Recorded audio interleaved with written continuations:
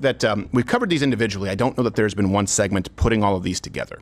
And often you will see this not only parroted in media, but you will see this in your day-to-day life. Mm-hmm. So hopefully this helps prepare you for your conversations in your day-to-day life, the rebuttals that you'll most likely hear about Donald Trump and why people don't like his personality. All right. So this right now we can lead in with, do we need to lead in with his Christian thing? Do we think so? Do we think it matters? I think so. Okay. Yeah. This is the latest example. Yeah. It's not the most egregious, but the media tried to make it sound as though Donald Trump said that he was not a Christian, something. Here you go. Could this be America's last election if Donald Trump wins? Listen to what the former president told a Christian group at the Turning Point USA Believers Summit in West Palm Beach. The former president telling the crowd that if they re-elect him to the White House, they won't have to worry about voting ever again. And again, Christians, get out and vote just this time. You won't have to do it anymore. 4 more years, you know what? It'll be fixed. It'll be fine. You won't have to vote anymore, my beautiful Christians. I love you, Christians. I'm a Christian. I love you. Get out. You got to get out and vote. In 4 years, you don't have to vote again. We'll have it fixed so good you're not going to have to vote. He said it 3 times. No, he didn't say I'm not a Christian 3 times this week. And he didn't say I'm not a Christian. He said, you guys are great. You beautiful Christians. I'm a Christian. That's it. It's a word whisker. Just like Brian Kilmeade didn't say colored sorority. He said college sorority. When people talk about how much they hate the modern era of clickbait, this is what they are talking about. Yeah. But this is one that kind of died down because most people were able to say, okay, in context, I can see that that's not really what he said. But there are other examples that stuck because they keep throwing crap at the wall and they hope that some stick. And again, you can comment below which ones stick out in your mind as far as the greatest misquotes that they've tried to use to paint Donald Trump's legacy. Here's 5. All references available at loudwithcrowder.com. Big one. And this is why we have the shirts that we do at the shop. So the claim that they made, and they echoed for a very long time, is that President Trump riled up his supporters and encouraged and called for an insurrection by saying and using the words, "fight like hell." They were considering whether any of the speakers had a legal jeopardy in terms of incitement to riot, which is a charge. If you don't fight like hell, you're not going to have a country anymore. Writing as demonstrated in our hearings, we have assembled an overwhelming evidence, including from dozens of your former appointees and staff, that you personally orchestrated and oversaw a multi-part effort to overturn the 2020 presidential election and to obstruct the peaceful transition of power. We fight. We fight like hell. That idea comes up in the 2 quotes included in the article of impeachment. We fight like hell. And if you don't fight like hell, you're not going to have a country anymore. So insurrection, fight like hell. Well, here's the truth that the media doesn't cover, and this is election interference. President Trump said at that very same rally that people needed to make their voices heard peacefully and patriotically. Believe your lying eyes and ears. Do the right thing and only count the electors who have been lawfully slated. Lawfully slated. I know that everyone here will soon be marching over to the Capitol building to peacefully and patriotically make your voices heard. But I said, something's wrong here. Something's really wrong. Can't have happened. And we fight. We fight like hell. That would seem pretty clear, cut and dry. Again, with the context. Let me provide some more context. Fight like hell is only a call to violence when Donald Trump says it. You know that it's an expression people use, and here are a bunch of people in politics using that expression, not calling for violence. I'm using every tool at my disposal. I'm going to fight like hell to protect this right for women. We're going to fight like hell, and we're going to ensure that Joe Biden's the next president so that the working class keeps moving forward. And we fight like hell to achieve it. Hi, everybody. It's Gretchen Whitmer. I've been fighting like hell for working people and basic freedoms in Michigan my entire life. To use the term fight like hell repeatedly in its proper context where no one has a problem with it, and then to weaponize it against President Trump is election interference. Clear? Let's go through another one. Here's the claim that they made. We run into this a lot. People still believe it, that President Trump said, as it related to Charlottesville when someone was killed, and there were some neo-Nazis who happened to be present with tiki torches, that Donald Trump praised neo-Nazis, calling them very fine people. Let's play some of the sound of President Trump back in 2017, saying he had said today that he answered the question perfectly. Let's take a listen. Neo-Nazis started this. They showed up in Charlottesville to protest. Excuse me. They didn't put themselves down as neo, and you had some very bad people in that group. But you also had people that were very fine people on both sides. The president continues to believe, against all the evidence, that there were very fine people on both sides at the alt-right neo-Nazi white supremacist Unite the Right rally. Charlottesville is also home to a defining moment for this nation in the last few years. Very fine people on both sides. Okay, here's the truth. Again, all references available. We provide them for you publicly every day. There were some neo-Nazis and white supremacists who happened to be there in Charlottesville. But it started as a protest regarding people wanted to tear down statues that they saw as, indicative of a Confederacy of pro-slavery past, which, by the way, moved on to removing statues of Abraham Lincoln. You can see that sort of logic trail. And then there were people saying, hey, even though these people, some of these statues are of people who were imperfect, it's a part of our heritage. Those were the two major groups clashing in Charlottesville. And then off in the distance, there were some extreme neo-Nazis and white supremacists. But here's the good part. Thank God Donald Trump explicitly condemned by name neo-Nazis and white supremacists in that same clip. And I'm not talking about the neo-Nazis and the white nationalists, because they should be condemned totally. But you had many people in that group other than neo-Nazis and white nationalists, okay? And the press has treated them absolutely unfairly. Now, in the other group also, you had some fine people. That is media malpractice, and that is election interference. What do you think happens with Jewish American voters, black American voters, when they hear, oh my God, the president praised white nationalists and Nazis? Then it also makes it acceptable to say that he is a Nazi. Well, why wouldn't he be a Nazi? Because he praised Nazis. Now it's time to kill Nazis, and you have a Trump assassination attempt that, by the way, Google has memory hold and you can't find any information about. It's election interference. Also, why did Biden really run? Can you comment below? He's like, that's one of the reasons. Really? You were inspired to run by the guy who said, I'm condemning neo-Nazis and white nationalists? That was your flash of... That was your flash of old prick moment? That was his last straw. Okay, here's another one. The famous quote, the bloodbath, right? Here's the claim from the left.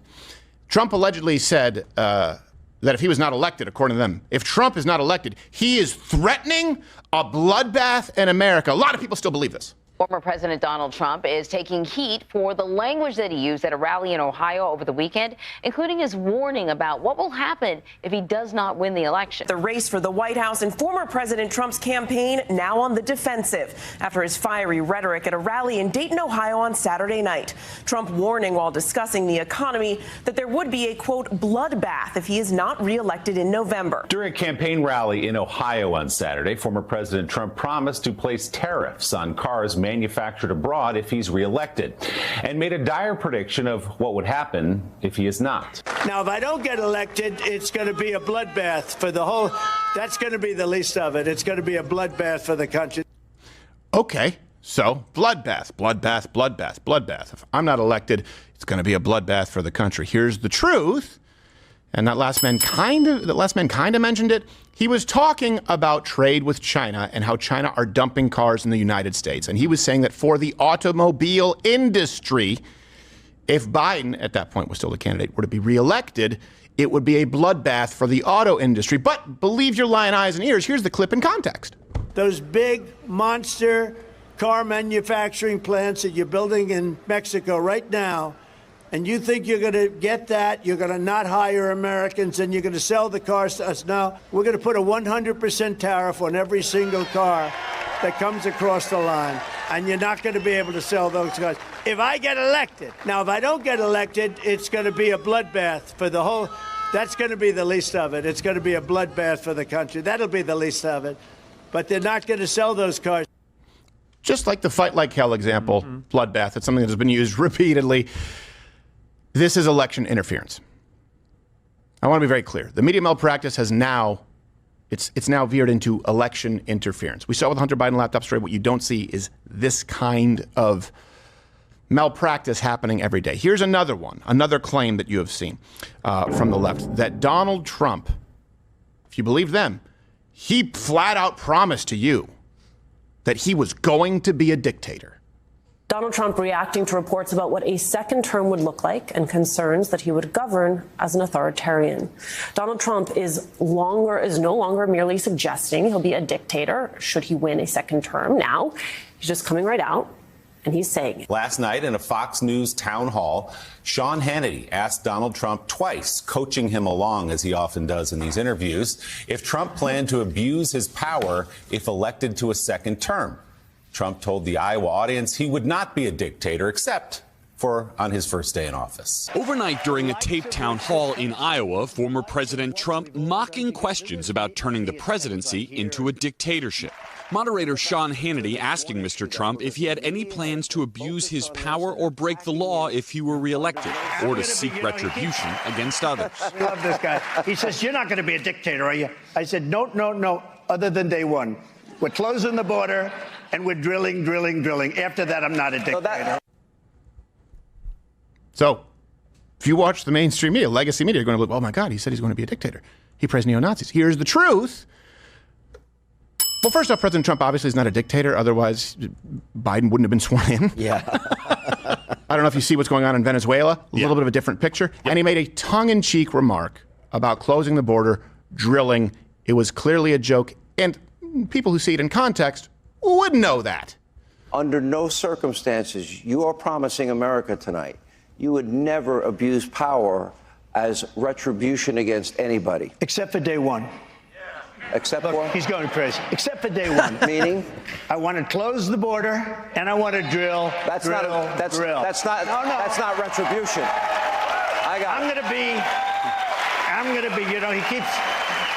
We love this guy. He says, "You're not going to be a dictator, are you?" I said, no. Other than day one, we're closing the border, and we're drilling. After that, I'm not a dictator. Which, by the way, also, if you understand contextually, 89 executive orders from Biden on the border undoing what Donald Trump did, and of course executive orders on federal leases for drilling. So it's not really a dictator type thing. It's actually one of the few issues that falls itself legitimately under the presidential purview, which you've seen from George W. Bush, Barack Obama, Donald Trump, and Joe Biden. But the media wants you to believe that he would be a dictator because I guess they don't understand the separation of powers. Here's another one because Joe Biden just quoted this in the recent debate before he unceremoniously dropped out.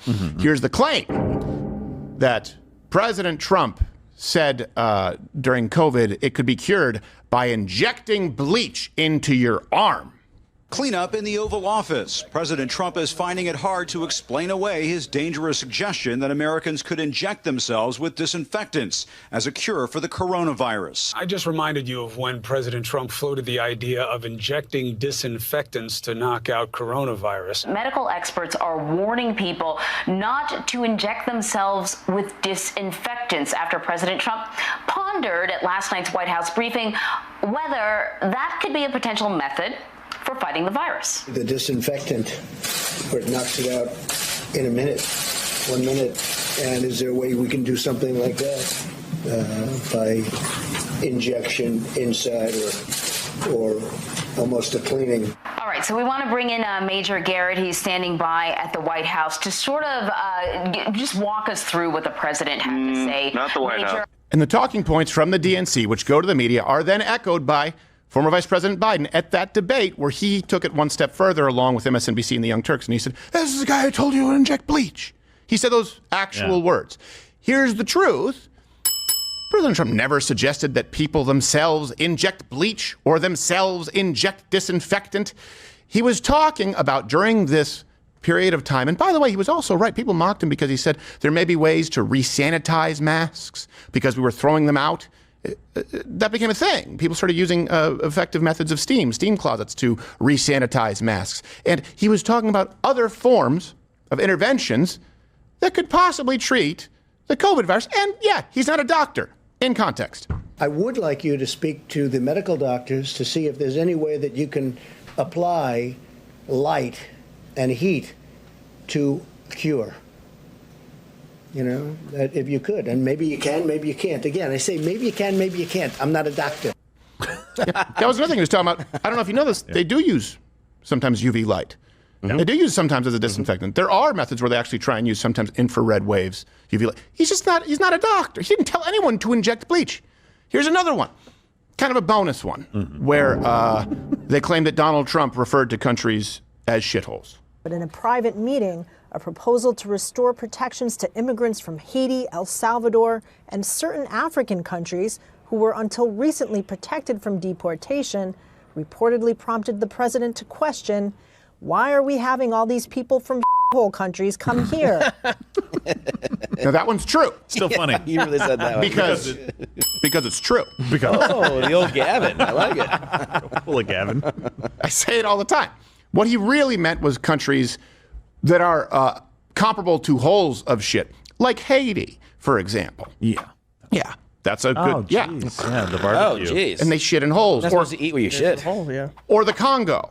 That's another one that well, you know what? Same guy. See, there is a pattern. That's what they often do. So let's put this all together.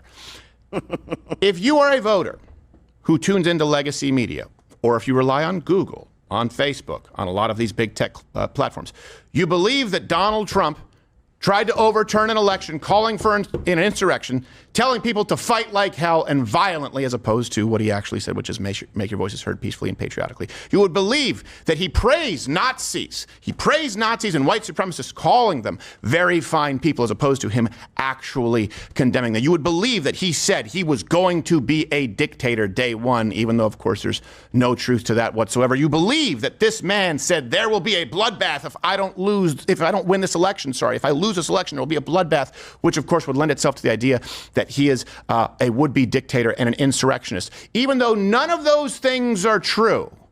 And that kind of rhetoric, which we now know to be untrue, is what inspired somebody to attempt to take the man's life. But if you search that on Google, you can't find it either. This is no longer a free country. And I don't want to hear BS about the First Amendment protecting these big tech platforms. This is election interference. It affects what people believe. It affects the vote. And it affects people being killed in the streets, including the will-be president of the United States. They cannot win an election fairly, and they know it. And on election night, we're going to be here with you November 5th, 2024. None of it happens without you.